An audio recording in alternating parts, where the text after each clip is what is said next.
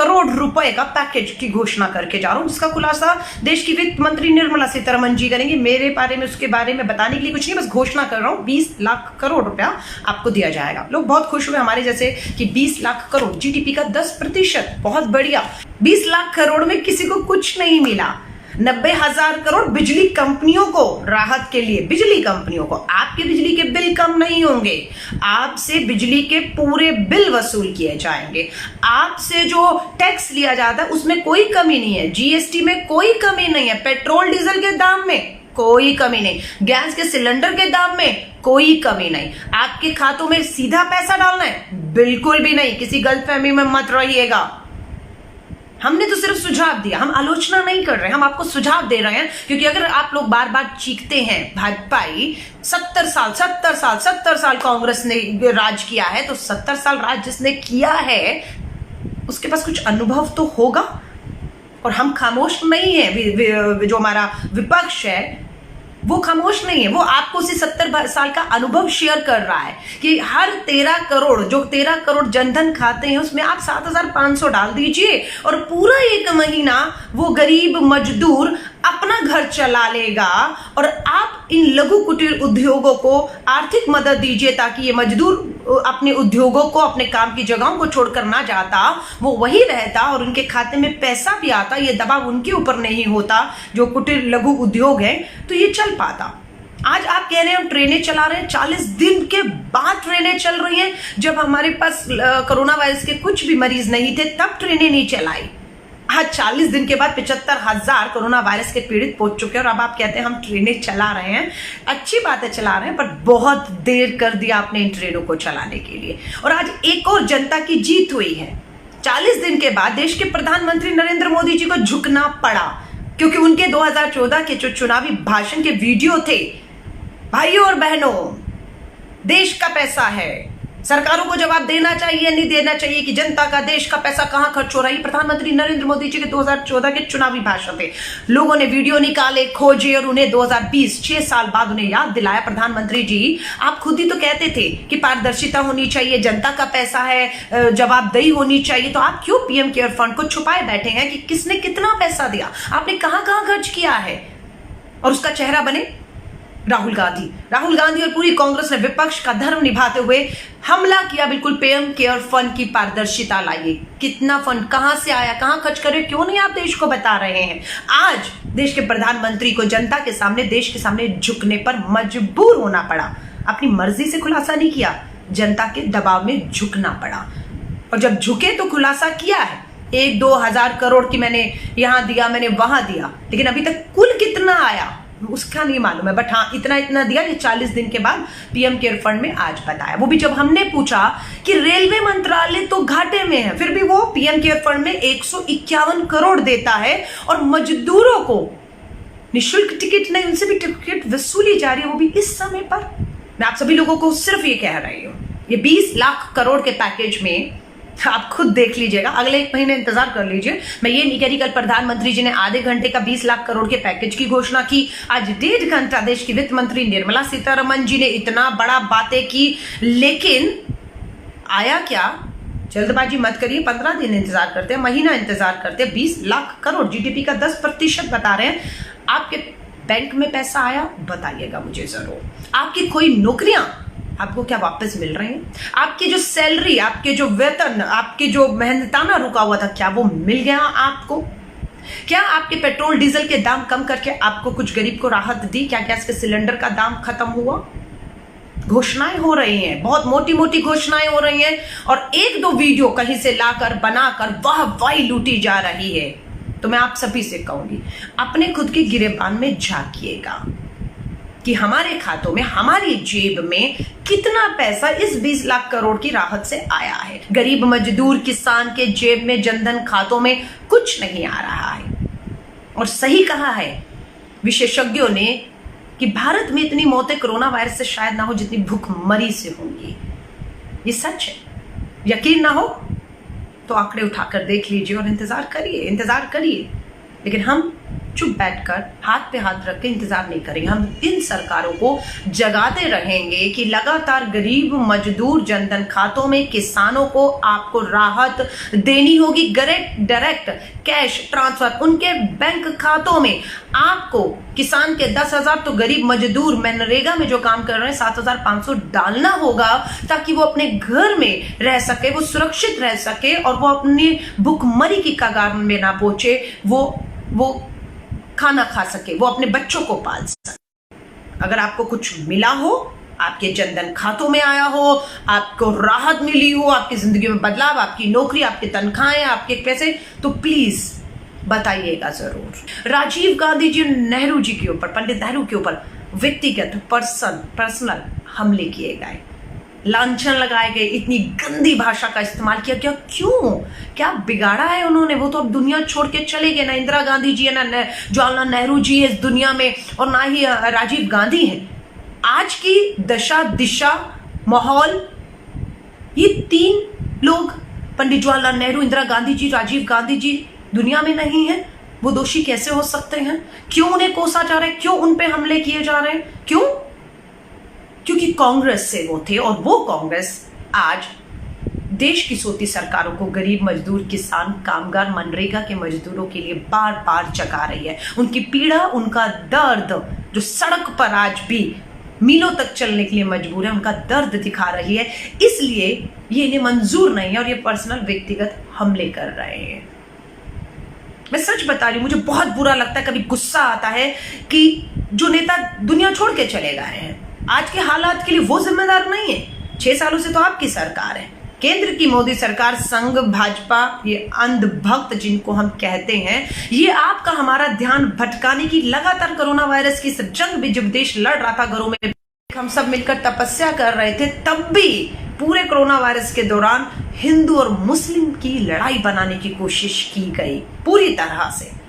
और आज भी मैं आपसे कह रही हूं, इन मुद्दों से ध्यान भटकाने के लिए चाइना का बॉर्डर हो, पाकिस्तान का बॉर्डर हो, मुद्दा बनाया जाएगा। पर अपने सेना के जवानों पर, जांबाज जवानों पर, जो अपनी जान पर खेल रहे हैं, उन पर यकीन रखिएगा कि हमारे भारतीय सेना के जांबाज जवान इस देश की आन पर आंच नहीं आने देंगे। पूरी मुस्तैदी से हमारे जवान अपनी जान पर खेल के सरहद, चाहे वो चीन की सरहद हो, चाहे वो पाकिस्तान की सरहद हो, वहां पर डटे हुए हैं। इसलिए वो ये चाहता होगा जवान कि आप देश के भीतर जो लड़ाई लड़ रहे हैं, कम से कम उसमें धर्म मत लाएं, कम से कम उस कोरोना वायरस, बेरोजगारी, भूखमरी से देश का ध्यान भटकने मत दीजिए। वो देश की सरहद पर रहे तो आप और हमें सरहद के भीतर रहते हुए उस शोषित गरीब जो है, आम जो बेरोजगार है, उसकी आवाज को सरकार के सामने उठाते रहना है। 90,000 टेक्निकल इंजीनियर सेना में 90,000 नौकरियां खत्म कर दी गई हैं। 90,000 सेना की नौकरियां खत्म। मेक इन इंडिया का नारा दिया था आपने, मेक इन इंडिया क्या कहता था? स्वदेशी, मेक इन इंडिया, लोकल, सब एक ही तो चीज है। इसमें कोई अंतर है? मुझे नहीं समझ आ रहा है, मुझे नहीं समझ आ रहा है। मेक इन इंडिया मतलब भारत में बना, भारत में मतलब बना स्वदेशी, स्वदेशी मतलब लोकल। लेकिन आप हमेशा क्या करते हैं, दिखाते तो ऐसे कि कोई नई चीज लेकर आ रहे हैं, कोई नई चीज लेकर आ रहे हैं, लेकिन जब हम उसे देखते हैं तो वो पुरानी चीज ही होती है। मेक इन इंडिया 6 साल पहले, स्वदेशी तो महात्मा गांधी जी के समय पर, उससे बड़ा स्वदेशी का कांग्रेस महात्मा गांधी जी ने। साइमन कमीशन जब आया था तो हम लोगों ने पूरे अपने विदेशी सामानों को जला दिया था, और हम कांग्रेस ने शुरुआत की खादी से, जिसका प्रचार प्रधानमंत्री जी ने किया, पर भाजपा के नेताओं ने खादी नहीं पहना। कांग्रेस के नेता आज भी पहनते हैं। ये स्वदेशी का नारा था। लोकल किसने कब रोका आप लोगों को? हम तो कहते हैं कि जो भी सामान वहां से आ रहा है, जो हमारे यहां बन सकता है, उसे आप बैन कर दीजिए। जब आप उसे रोक देंगे तो मजबूरन यहां पर बनाना ही पड़ेगा आपको। स्टार्टअप्स हैं, आप शुरू करिए अपना कुछ काम धंधा, शुरू करिए, आप घरों में करिए। कर्ज की बात है, बिना गारंटी के छोटे कुटीर लघु उद्योगों को कर्ज देने की बात। कर्ज मैं आपको याद दूं, आपको ये चुकाना पड़ेगा। आपका काम धंधा चले ना चले, आपने जो कर्ज लिया वो डूब जाए, ये माफ नहीं किया जाएगा। कर्ज माफ नहीं किया जाएगा, ना किसान का, ना गरीब, ना छोटे लघु कुटीर उद्योग वाला जो कह रहे हैं 3 लाख करोड़ का कर्ज ले लीजिए, ये कर्ज डूब गया तो माफ होगा? नहीं नहीं नहीं, आपकी चमड़ी उधेड़ लेंगे, माफी चाहूंगी। आप नीरव मोदी, मेहुल चोकसी, ललित मोदी, विजय माल्या नहीं है जिनका 65,000 करोड़ आरबीआई से कह के माफ करा दिया जाएगा। समझ लीजिएगा, आपको ये काम कर्ज लेकर करना है, अपनी जिम्मेदारी पर, आत्मनिर्भर। आपने सुना ये शब्द आत्मनिर्भर?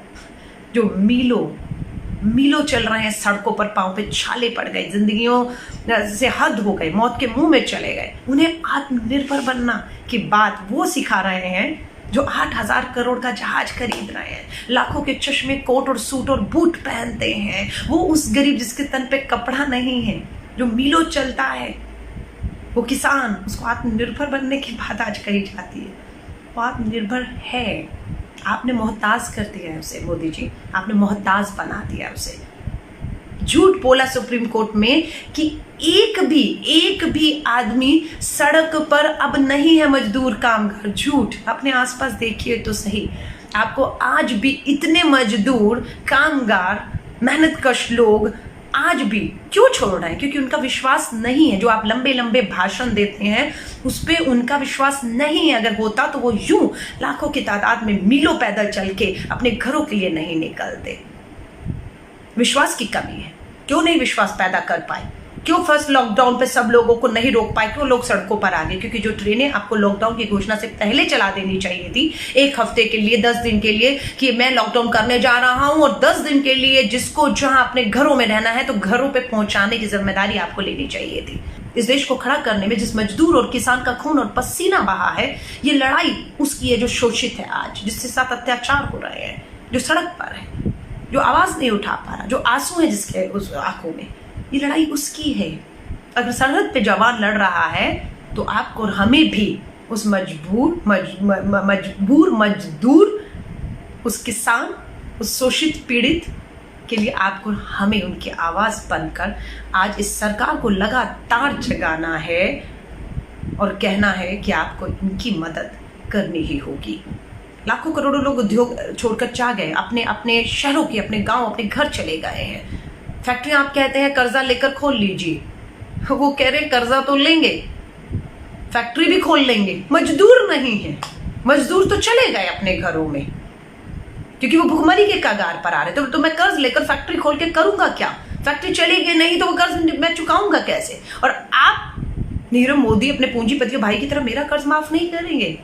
मैं इस कर्ज में डूब कर मर जाऊंगा, किसानों की तरह आत्महत्या कर लूंगा। इस डर से वो जो छोटा छोटा व्यापारी था वो भी कर्ज लेते हुए डर रहा है, वो कर्ज नहीं ले रहा है। इसीलिए एक ही आलोचना नहीं, सुझाव देकर वापस इस बात को खत्म करूंगी। न्याय योजना के तहत मैं सबसे कह रही हूं, मास्टर स्ट्रोक हो सकता है। 13 करोड़ जो गरीबी रेखा से नीचे और भुखमरी की तरफ चले गए, सिर्फ उन 13 करोड़ जनधन खातों में 7,500, सिर्फ 7,500 अगर आप डाल देते हैं तो पूरा 1 महीना 30 दिन वो आदमी भुखमरी से नहीं मरेगा। वो अपना घर परिवार बिना रोजगार, जिसका बेरोजगार हो गया, जिसकी तनख्वाह नहीं है, वो अपना गुजारा कर लेगा। और उस 1 महीने में आप अपनी अर्थव्यवस्था को पटरी पर ला सकते हैं। वो 1 महीना वो घर पे भी रह सकता है। ट्विटर हैंडल पे चल रहा था अखंड भारत। आप भारत में आवाज तो उठाइए इस सरकार के खिलाफ। आपको पाकिस्तान भेज दिया जाएगा। समझ रहे हैं आप मेरी बात को? अखंड भारत चाहिए। अखंड भारत मतलब पूरा अफगानिस्तान, पाकिस्तान, बांग्लादेश, म्यांमार सारा हमारा हिस्सा है। अखंड भारत चाहिए। लेकिन 130-135 करोड़ का भारत क्या संभल रहा है?